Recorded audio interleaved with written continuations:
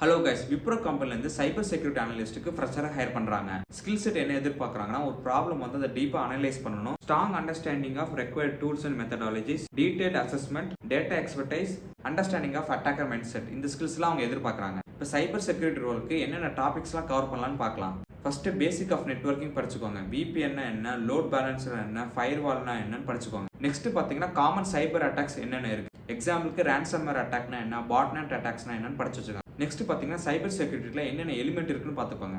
எக்ஸாம்பிளுக்கு அப்ளிகேஷன் செக்யூரிட்டினா என்ன, நெட்வொர்க் செக்யூரிட்டினா என்ன, டிசாஸ்டர் ரிகவரி பிளான்னா என்னன்னு படிச்சுக்கோங்க. நெட்வொர்க் செக்யூரிட்டியில் சிஐஏ ட்ரையாங்கல்னா என்னன்னு பார்த்து வச்சுக்கோங்க. அதுக்கப்புறம் சர்வரில் ஒரு ஃபைலை எப்படி என்கிரிப்ட் பண்ணுறது, டீக்ரிப்ட் பண்ணுறதுன்னு பார்த்து வச்சுக்கோங்க. நெக்ஸ்ட் பார்த்தீங்கன்னா ஆசிங் ஃபங்க்ஷன் என்ன, அதில் என்னென்ன மெத்தட்ஸ் இருக்குது, ஆசிங் ஃபங்க்ஷனுக்கு என்கிரிப்ஷனுக்கு என்ன டிஃப்ரென்ஸ்னு பார்த்துக்கோங்க. நெக்ஸ்ட் பார்த்தீங்கன்னா ஸ்பூஃபிங்னா என்ன, டாஸ் அட்டாக்னா என்னன்னு பார்த்துக்கோங்க. என் அப்ளிகேஷனில் ஒரு நாள் டாஸ் அட்டாக் நடந்தது. எக்ஸாம்பிளுக்கு உங்கள் அப்ளிகேஷனில் ஒரு செகண்டுக்கு 10 ரெக்வஸ்ட் தான் ஹிட் பண்ணி ரெஸ்பான்ஸ் எடுக்க முடியும்னு வச்சுக்கோங்க. ஹேக்கர்ஸ் என்ன பண்ணுவாங்கன்னா, ஒரு செகண்டுக்கு மில்லியன் ஆஃப் ரெக்வஸ்ட் வந்து ஹிட் பண்ணுவாங்க.